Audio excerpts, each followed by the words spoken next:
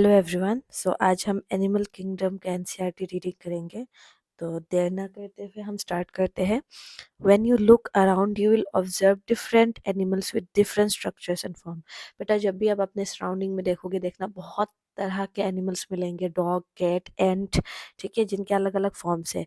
Over million species of animals have been described till now. The need for classification becomes all the more important. अभी तक हमने million species क्या कर दिया है, डिस्कवर कर दिया है, डिस्क्राइब कर दिया है। तो उनका क्लासिफिकेशन ना बहुत ज़्यादा ज़रूरी हो चुका है, मतलब बहुत इंपॉर्टेंट हो जाता है हमारे लिए। साथ में बेटा classification also helps in assigning systematic position to newly describe species. जब आप किसी चीज़ को क्लासिफाई करते हो और मान लो वो पहली बार आपने उस स्पीसीज को डिस्कवर किया, तो उसको ना एक सिस्टमिक पोजीशन देने में भी हेल्प करता है। फॉर एग्जांपल कौन से फैमिली में रखना है या जिनस में रखना है, you know. Then we have places of classification. In spite of differences in structure and form of different animal, बेटा देखो, एनिमल्स चाहे कितना भी अलग क्यों ना दिखते हो फॉर्म्स में, उनके स्ट्रक्चर्स में, there are fundamental feature common to various individual in relation to. इन सारे ऑर्गेनिजम्स के पास ना कुछ फंडामेंटल का मतलब है बेसिस, कुछ बेसिक फीचर ऐसा होगा जो सब में कॉमन होगा। जैसे कि अरेंजमेंट ऑफ सेल्स, या उनके बॉडी सिमेट्री, या उनका सीलोम का nature, pattern of digestive system, या सर्कुलेटरी और reproductive system. These features are used as basis of animal classification and some of them are described here. तो ये सारे basis of classification को हम क्राइटेरिया यूज करते हैं एनिमल्स को क्लासिफाई करने के लिए। तो इसमें से हम सबसे पहला बेसिस ऑफ क्लासिफिकेशन देखेंगे, which is level of organization. Though all member of Animalia are multicellular, all of them do not exhibit same pattern of organization of cell. Even तो बेटा एनिमेलिया के जितने भी मेंबर है सारे के सारे मल्टी सेल्यूलर है, लेकिन उनके सेल्स का जो अरेंजमेंट है सब में अलग होगा। For example sponges, the cells are arranged as loose aggregates. Sponges में क्या होगा, सेल्स लूजली अरेंज्ड होता है, टिश्यू नहीं बनता है उनमें। Okay, they exhibit cellular level of organisation. Some division of labour among cells, ठीक है, अकर अमंग सेल। तो इनके सेल्स में ही क्या हो जाता है, डिवीजन ऑफ लेबर हो जाता है, अपने कामों को बांट लेते हैं ये सब सेल्स मिलके। In coelenterates the arrangement of cell is more complex. अब सिलेंट्रेट देखोगे तो ज़्यादा कॉम्प्लेक्स है। Here the cell performing same functions are arranged in tissue, ठीक है, hence is called tissue level of organisation. तो सिलेंट्रेट, टिनोफोर्स, ये जो है बेटा इनमें सेल्स अरेंज मिलके टिश्यू बना चुके हैं। इनमें आपको टिश्यू लेवल ऑफ ऑर्गेनाइजेशन दिखेगा, ठीक है, कॉम्प्लेक्स होना शुरू हो चुका है अब। A still higher level of organization, that is organ level, is exhibited by many members of platyhelminthes and other phyla where tissue are grouped together to form organs. अब ये कह रहा है कि जो प्लेटीहेल्मिन्थेस है उस पे आ चुका है आपका ऑर्गन लेवल ऑफ ऑर्गेनाइजेशन, और उससे जितने भी हायर फाइला है उन सब में ऑर्गन्स आपको मिलेगा, जिसमें each specialise for particular function, जिनमें हर एक ऑर्गन कुछ ना कुछ फंक्शन आपका परफॉर्म करते हुए मिल जाएगा। In animals like Annelida, Arthropoda, Mollusca, Echinodermata, ठीक है, and Chordata, organs have associated to form functional system, ठीक है। तो अब इनमें क्या हो चुका है बेटा, ऑर्गन बन तो चुका है एंड ऑर्गन अब एक साथ मिलके ऑर्गन सिस्टम बना लिए हैं, फंक्शनल सिस्टम बना लिए हैं। Etch system concern with specific physiological function, और हर एक सिस्टम क्या कर रहा है, स्पेसिफिक, कोई ना कोई स्पेसिफिक फिजियोलॉजिकल फंक्शन परफॉर्म कर रहा है। This pattern is called organ system level of organisation. तो आपको पता है जहाँ पे सारे ऑर्गन मिलके काम करने लगते तो हम कहते हैं organ system level of organization आ चुका है। अब organ system in different group of animals exhibit various pattern of complexity. अलग अलग एनिमल्स में बेटा ये organ system different level of complexities बनाएगा। For example digestive system of Platyhelminthes. अब यहाँ देखो, प्लेटीहेल्मिन्थेस को ऑर्गन सिस्टम बोला था, लेकिन फिर यहाँ अगर आप देखो इस वाली जगह पे इसको ऑर्गन सिस्टम में भी इंक्लूड किया है, ठीक है। इसको ऑर्गन सिस्टम में भी इंक्लूड किया हुआ है, किसको, प्लेटीहेल्मिन्थेस, क्योंकि इसके पास डाइजेस्टिव सिस्टम होता है, इसलिए ऑर्गन सिस्टम लेवल भी किया है। तो बेटा प्लेटीहेल्मिन्थेस के लिए इवन लास्ट का अगर टेबल देखोगे ना आप, जिसमें सारे फाइलम को मेंशन किया है, वहां पे आपको दिख जाएगा कि प्लेटीहेल्मिन्थेस में ऑर्गन और ऑर्गन सिस्टम दोनों है। ओके, तो ये सब चीजें ध्यान रखना है। हैज ओनली सिंगल ओपनिंग, तो इनमें आपको सिर्फ एक सिंगल ओपनिंग मिलेगा टू द आउटसाइड बॉडी, जो सर्व करेगा बोथ माउथ और एनस के जैसे, hence called incomplete. A complete digestive system has two openings, mouth and anus. अगर complete है दो होगा। Similarly, circulatory system may be of two types. Open type भी हो सकता है, in which blood is pumped out of heart and the cells and tissue are directly bathed in it. Blood directly pump होगा और cell tissue को directly जाके भिगो देगा, पूरा bathe करेंगे, ठीक है, इनमें कैपिलरीज नहीं मिलेगी। Closed किस में होगा, in which blood is circulated through series of vessels of varying diameter, artery, vein, capillaries present होंगे। अब अगेन याद रखना है बेटा, जो सर्कुलेटरी सिस्टम है, ठीक है, मैं लिख देती हूँ यहाँ पे, देखो यहाँ पे जो बेटा सर्कुलेटरी सिस्टम है, circulatory system started in Annelida, Annelida से शुरू हुआ है, उसके पहले आपको किसी में भी सर्कुलेटरी सिस्टम नहीं मिलेगा। एनेलिडा में क्लोज्ड होता है और कोर्डेटा में क्लोज होता है, और बाकी जितने भी है Arthropoda, then Mollusca, Echinodermata, Hemichordata, इन सब में आपको क्या मिलेगा, ओपन मिलेगा। Then we have symmetry. Okay, animals can be categorized on the basis of their symmetry. Sponges are mostly asymmetrical, that is, any plane that passes through the center does not divide them into equal halves. अब ये कह रहा है बेटा कि symmetry क्या होता है, हमारा शरीर एक जियोमेट्रिकल पैटर्न में अरेंज्ड है, तो जब भी हमारा सेंटर से कोई भी सेंट्रल एक्सिस से सेंटर से हम एक लाइन पास करें, और अगर हमारा बॉडी दो इक्वली मिरर इमेज बन जाता है, तभी तो ऑर्गेनिज्म के पास सिमेट्री है।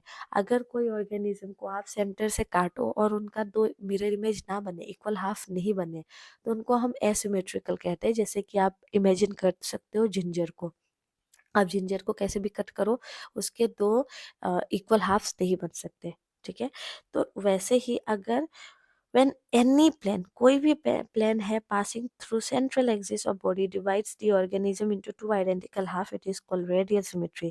अब यहाँ देखो, कहीं से भी आप इसको कट करो, सेंट्रल एक्सिस पकड़ के देखो, यहाँ से कट किया तो भी ये टू इक्वल हाफ में कट जाएगा, ऐसे कट किया तो भी इक्वली हाफ में कट जाएगा, अगर ऐसे कट किया बीच से तो भी इक्वल हाफ में, तीनों में से किसी डायरेक्शन से करो कट जाएगा। इस तरह के सिमेट्री को हम रेडियल सिमेट्री कहते हैं। नाउ सिलेंट्रेट, टिनोफोरा और इकाइनोडर्म, इन तीनों में इस तरह का सिमेट्री होता है, ये तीनों का एग्जाम्पल याद रखना है, ठीक है, have this kind of body plan. Next we have animals like Annelida, Arthropoda, etc., where body can be divided into equal, identical right half, left and right half in one plane, exhibit bilateral symmetry. अब देखो, हमारा जो animals को आप देखोगे, हमको अगर central axis से कट करो तो आप सिर्फ लेफ्ट और राइट हाफ में ही इसको कट कर सकते हो ना। अगर उसने फेस उधर किया है तो इसका लेफ्ट इधर हो जाएगा, राइट इसका इधर हो जाएगा। ऑल राइट, तो किसी भी ऑर्गेनिज्म को लेफ्ट या राइट में ही कट कर सको तो उसको हम कहेंगे कि उसके पास बायलेटरल सिमेट्री है। Now we have our germ layers. So there are diploblastic and triploblastic organization. Animals in which cells are arranged in two embryonic level. अगर किसी ऑर्गेनिज्म के पास बेटा जो जर्म लेयर है वो दो ही लेयर है, तो उसको हम क्या कहते हैं, डिप्लोब्लास्टिक, जिसमें सिर्फ एक्टोडर्म और एंडोडर्म मिलेगा, इनको हम डिप्लोब्लास्टिक कहते हैं। इनमें एग्जाम्पल है इनका सिलेंट्रेट टिनोफोरा, ऑलराइट। एंड इनमें अनडिफरेंशिएटेड लेयर जो मीजोग्लिया कहते हैं बेटा, वो प्रेजेंट होता है बिटवीन एक्टोडर्म एंड एंडोडर्म। तो इट्स लाइक कनेक्टिव टिश्यू की जैसा काम करेगा, एक्टोडर्म एंडोडर्म को कनेक्ट करता है mesoglea. Those organism in which developing embryo has third germ layer, जिसको कहते हैं हम mesoderm, in between ectoderm and endoderm, इनके बीच में आ गया तो we call them triploblastic. Platyhelminthes से कॉर्डेट तक सबके पास 3 जर्म लेयर आ चुका है, एग्जाम्पल से याद रखेंगे। तो अगर इस डायग्राम को आप देखो तो देखो, ये जो बाहर का लेयर है ना बेटा, ये बाहर एकदम बाहर वाला लेयर, इसको आपने क्या कहा, एक्टोडर्म।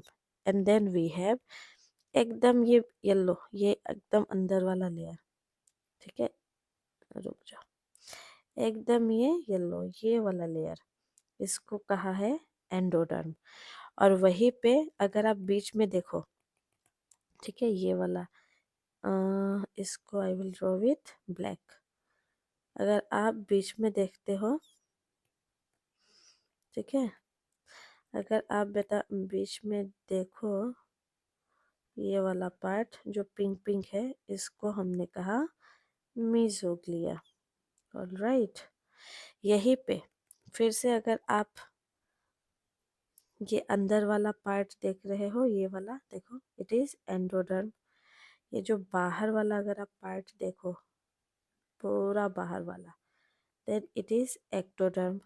और फिर से इसके पास भी एक थर्ड लेयर है, लेकिन now remember very carefully this red layer, ठीक है, दिस इंटरनल, जिसको अब मैं रेड ही पूरा कर दे रही हूँ, क्या दूसरा कलर आई कांट, ये पूरा का पूरा internal layer is nothing but mesoderm. तो जिनमें ये तीनों लेयर है वो ट्रिप्लोब्लास्टिक होते हैं, जिनमें सिर्फ 2 लेयर है वो डिप्लोब्लास्टिक है। Next we have coelom, presence or absence of cavity in between the body wall and gut wall is very important in classification. The body cavity which is lined by mesoderm is called coelom. तो बेटा हमारे body के अंदर अगर आप देखो, okay, यहाँ यहाँ डायग्राम पे ध्यान देना बेटा, कोई भी ह्यूमन बॉडी अगर आप देखेंगे तो हम अंदर से ऐसे खाली डब्बा जैसा है, और यहाँ पे we have our alimentary canal, alright. तो कोई भी एलिमेंट्री कैनाल के ऊपर एक लाइनिंग बन जाए और फिर हमारा बॉडी वॉल के ऊपर लाइनिंग बन जाए लाइक दिस, ये जो ब्लू कलर से मैं बना रही हूँ लाइक दिस, ये अगर मीजोडर्म का बन जाए, ये अगर जो लाइनिंग बना है मीजोडर्म का बन जाए, और उसके बीच में अगर आपको कैविटी मिले, जैसे कि यहाँ पे कैविटी है, कैविटी, ठीक है, ताकि उसके बीच में ये पूरा कैविटी है, ताकि उसके बीच में ऑर्गन्स आ सके, है ना, उस तरह के कैविटी फॉर्मेशन को हम कहते हैं कि वो सिलोम बना है या सिलोमेट है। Animal possessing coelom are called coelomates, जैसे कि annelid, Mollusca, Arthropoda, Echinodermata, Hemichordata, chordates. अगर वहीं पे बेटा कुछ एनिमल्स होते हैं जिनमें the body cavity is not lined by mesoderm. Instead, mesoderm is present as scattered pouches in between ectoderm and endoderm. Such body cavity is called pseudocoelom. तो यहाँ पे एक्टोडर्म एंडोडर्म तो बना है, देखो ये बाहर वाला आपको पता है, ये जो बाहर का कवरिंग है, ये एग्जाम्पल बी का बता रही हूँ, ये एक्टोडर्म है, ओके, ये एक्टोडर्म है। और यही पे एकदम अंदर जो दिख रहा है आपको, एकदम ये वाला, ये ब्लू से जो मैं बनाई, ये जो दिख रहा है बेटा, ये एंडोडर्म है। और इन DERM, रुक जाओ इसको मैं अच्छे से लिख दूं, ये आपका एंडोडर्म है। और इनके बीच में अगर आप देख पा रहे हो तो देखो मीजोडर्म है तो, लेकिन पाउच के फॉर्म में, देख रहे हो, ये पाउच के फॉर्म में है, तो यहाँ पे सीलोम बन तो रहा है बेटा, ये देखो, ये वाला कैविटी, ये बीच में जो बन रहा है, इसको हम कहते हैं सीलोम, ऑलराइट। इसको हमने कहा कि हाँ सीलोम बन गया है, लेकिन ये जो सीलोम बना है, क्योंकि ये दोनों तरफ से मेसोडर्म से लाइन नहीं है, तो हम नहीं मानेंगे इसको सीलोम, हम कहेंगे कि ये फॉल्स सीलोम है। और यहाँ पे देखो, प्रॉपर सिलोम बना है। ठीक है, ये देखो ये जो बीच का कैविटी है प्रॉपर सिलोम बना है, इसमें दोनों ही तरफ, इसमें बेटा ये जो रेड कलर से लाइन है ना, ये दोनों ही, ये अंदर बाहर दोनों तरफ जो लाइन है रेड से, ये दोनों ही मेसोडर्म है। और ऐसे ही बेटा अगर किसी में मेसोडर्म पूरा कंप्लीटली प्रेजेंट हो अंदर, कोई गैप ना हो, एक्टोडर्म एंडोडर्म के बीच कोई गैप ना हो बेटा, कंप्लीट मेसोडर्म है यहाँ पे, अगर आप देख पाओ ये कंप्लीट मेसोडर्म है, ऐसे वाले को हम कहते हैं कि ये सिलोम ही नहीं है इनके पास, ए सिलोमेट। ठीक है, तो यहाँ पे कहीं लिखा होगा, पहले स्यूडो सिलोमेट किसमें है, पोजेसिंग देम हम कहते हैं स्यूडो सिलोमेट, जैसे आपको मिल जाएगा एस्केलमिंथिस में। और वहीं पे, ठीक है, वहीं पे अगर आप देखो animal in which body cavity absent are called acoelomate, किसमें मिलता है, प्लेटिहेलमिंथिस। Then we have segmentation. In some animals, the body is externally and internally divided into segments with serial repetition of at least some organs. For example, earthworm में अगर आप देखो तो body show this pattern called metameric segmentation, and the phenomenon किसको क्या कहते हैं हम, मेटामेरिज्म कहते हैं बेटा। तो अगर आपको पता है या आपने एनेलिडा कभी देखा हो, ठीक है, देखा ही होगा, हम श्योर बहुत सारे बच्चों ने देखा होगा, तो एनेलिडा का बॉडी कैसा होता है बेटा, ऐसे ऐसे होते हैं, जॉइंटेड लाइक, है ना, इनको हम मेटामियर कहते हैं, एक एक जॉइंट को मेटामियर कहते हैं। और ऐसे अगर इंटरनली एक्सटर्नली सेगमेंटेड है तो हम कहते हैं उनको क्यों सेगमेंटेड एनिमल्स है। इवन कॉर्डेटा और बेटा आर्थ्रोपोडा भी मेटामेरिक सेगमेंटेशन के अंदर ही आते हैं, उनका बॉडी को भी हम मेटामेरिक सेगमेंटेड मानते हैं। Only this three phylum. Next we have notochord. Notochord is mesodermally derived rod-like structure formed on the dorsal side during embryonic development in some animal. Animal with notochord are called chordates, and those animal which do not form these structures are called non-chordates. Example Porifera से Echinodermata. तो बेटा notochord अगर कोई भी एक chordate को देखोगे तो एक जनरली कॉर्डेट का एम्ब्रियोनिक स्टेज में ऐसा सारा दिख रहे होते हैं ना, सारे कॉर्डेट का बेटा एक कॉमन एम्ब्रियोनिक स्टेज है when all chordates look like something like this. अब इस केस में जो डोर्सल साइड है, ये पीछे वाला डोर्सल साइड में बेटा एक स्ट्रक्चर मिलेगा रोड के जैसा, ऐसा डोर्सल साइड में बेटा ऐसा रोड के जैसा स्ट्रक्चर है, और ये आगे जाके क्या बनाएगा, मतलब जनरली ये बॉडी को सपोर्ट प्रोवाइड करता है, इसको हम कहते हैं नोटोकॉर्ड।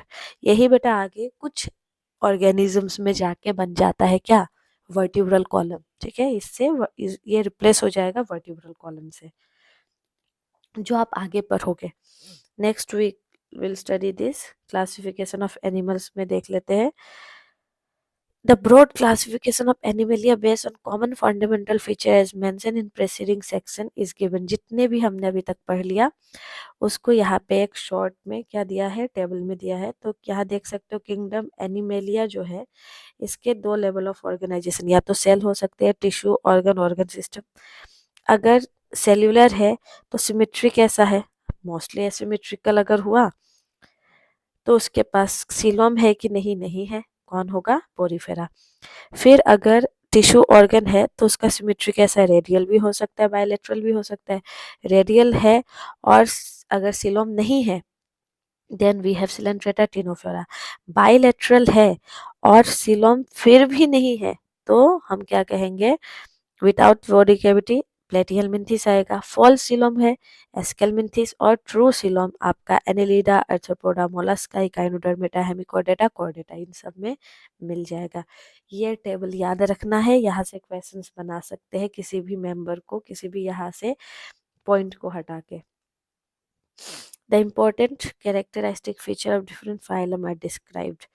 तो इस टेबल में आपको सारा फीचर्स दिख गया almost. Now we will start our पहला, ठीक है, phylum that is Porifera. Now, members of this phylum are commonly known as sponges.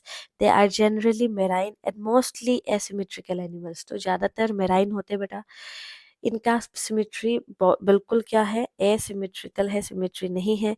Primitive होते हैं, मल्टी सेलुलर है, जिनके पास सिर्फ सेलुलर लेवल ऑर्गेनाइजेशन होगा। स्पॉन्जेस के पास एक स्पेशल फीचर है विच इज वाटर ट्रांसपोर्ट या कैनाल सिस्टम, जिसमें वाटर एंटर करेगा माइन्यूट ऑस्टिया से इनटू सेंट्रल कैविटी, जिसको हम स्पॉन्जोसिल कहते हैं, from where it goes out through osculum, और ऑस्क्यूलम से बेटा ये बाहर निकल जाएगा। This pathway of water transport is helpful in gathering food, respiratory exchange, removal of waste. तो इनके पास एक ऐसा वाटर कैनाल सिस्टम होता है, देखो इनका बॉडी पूरा पोर से भरा है, पूरा होल से भरा है, तो इनके अंदर ऐसा एक स्ट्रक्चर है जिनमें ओस्टिया से, ठीक है, इनका बॉडी बेटा पूरा पोर से भरा हुआ है, तो जिसमें एक ओपनिंग होता है इनके पास जिसको हम ओस्टिया कहते हैं, जिससे पानी एंटर करेगा इनके बॉडी में। फॉर एग्जाम्पल मैं अगर ऐसे ही जनरली बना दूं, ऑल राइट, ठीक है, तो इनके बॉडी में आप देख सकते हो छोटे छोटे पोर्स दिखेंगे। रुक जाओ मैं थोड़ा ये, हाँ ऐसे, ठीक है, ये हमने मान लो पोर्स बनाया, तो ये जो पोर्स बनाए हैं बेटा, यहाँ पे, यहाँ से पानी जाएगा, यहाँ से पानी जाएगा, यहाँ से ढेर सारे पोर होते हैं। इन पोर को हमने क्या कह दिया, ओस्टिया।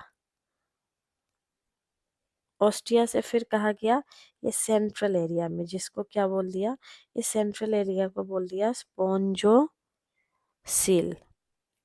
और फिर पानी बाहर से आ जाएगा, जो कि ये वाला नेक वाला पार्ट है, जिसको क्या कहते हैं, ऑस्क्यूलम। तो वाटर का फ्लो कुछ ऐसा होता है, यहाँ से ऐसे होके ऐसे ऐसे जाता है वाटर, और जब वाटर अंदर से बाहर से अंदर जाके जाके फिर बाहर निकलता है, तो उस समय पे क्या क्या करेगा, फूड गैदर करके लेके जाएगा, ठीक है, रेस्पिरेटरी एक्सचेंज कर देगा, रिमूव कर देगा उनके वेस्ट मटेरियल्स को। ग्वानोसाइट्स और collar cells line the spongocoel and canal. तो यहाँ पे जो अंदर वाले सेल्स होते हैं ना, यहाँ भीतर जो आपको सेल मिलेंगे, ये जो यहाँ पे सेल मिलेंगे वो जनरली क्वानोसाइट्स होते हैं, जो कुछ ऐसे दिखते हैं, ऐसे फ्लैजिला के साथ ऐसे, इनको हम कहते हैं कोवेनोसाइट, ठीक है, जिनके पास फ्लैजिला रहता है, और इस वाले पार्ट को हम कहते हैं इनका collar cell, collar cell. Okay, next we have this digestion. इनका क्या होगा, इंट्रासेलुलर सेल के अंदर होता है। Body is supported by skeleton made of spicules and spongin fibre.